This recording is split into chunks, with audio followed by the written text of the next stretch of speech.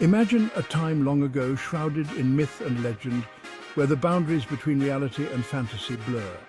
This is where the story of Rome begins, a tale of two brothers, Romulus and Remus, whose lives were intertwined with the destiny of a city. Abandoned as infants, they were left to die on the banks of the Tiber River, exposed to the elements and the whims of fate. But fate had other plans. A she-wolf discovered them and nurtured them, a divine intervention that would change the course of history. Their story, a captivating blend of myth and reality, would lay the foundation for one of history's greatest empires, the Roman Empire. The legend of Romulus and Remus is deeply ingrained in Roman identity, symbolizing the strength and resilience of the Roman people. It's a story passed down through generations, from elders to children, keeping the spirit of Rome alive. It explains their origins, their struggles and their triumphs, painting a vivid picture of their journey. At its heart lies a captivating narrative of divine intervention, fraternal rivalry, and the birth of a city destined for greatness, a city that would change the world. This is not just a story about two brothers, it's the story of Rome itself, a city that rose from humble beginnings to greatness.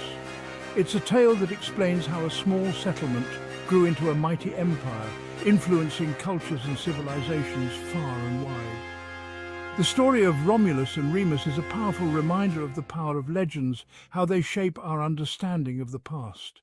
These stories shape identities and inspire people for centuries to come, leaving a lasting legacy that transcends time. The legend tells us that Romulus and Remus were descendants of gods, a lineage that set them apart from ordinary mortals. Their mother, Rhea Silvia, was a Vestal virgin, a priestess sworn to chastity, dedicated to the service of the goddess Vesta.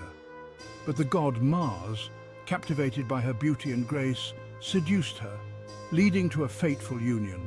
This divine union produced the twins, Romulus and Remus, who were destined for greatness. A king, fearing their potential claim to the throne and the threat they posed to his rule, ordered the infants drowned in the Tiber River.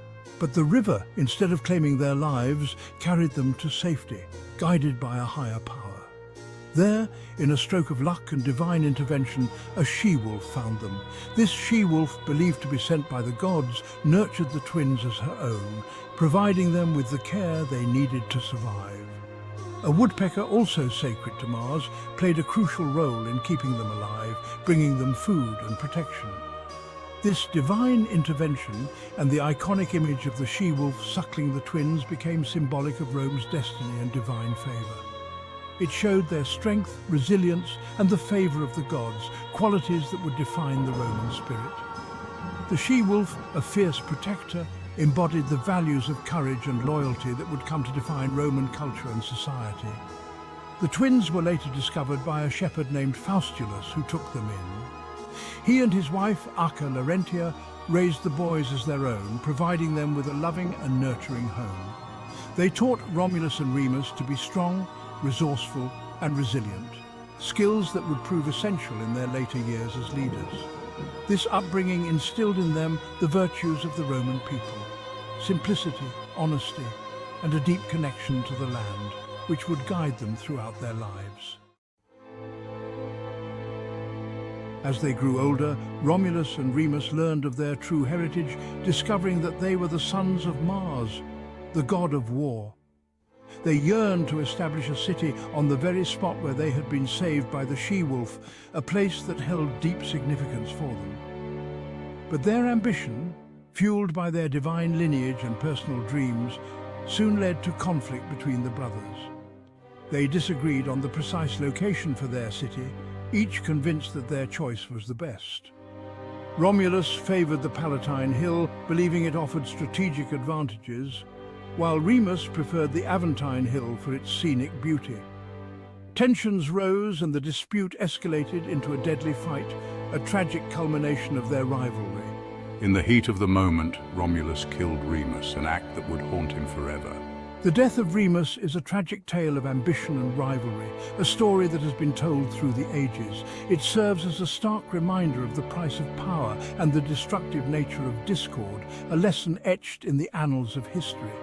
This event cast a long shadow over the founding of Rome, a shadow that would influence its future. It highlighted the brutal realities of power struggles that would characterize much of Roman history, a history marked by conflict and conquest.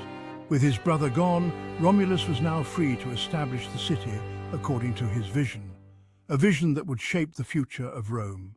He named it Rome in his honor, a name that would echo through the centuries. The city, founded on the Palatine Hill, would become the heart of an empire, a center of power and culture.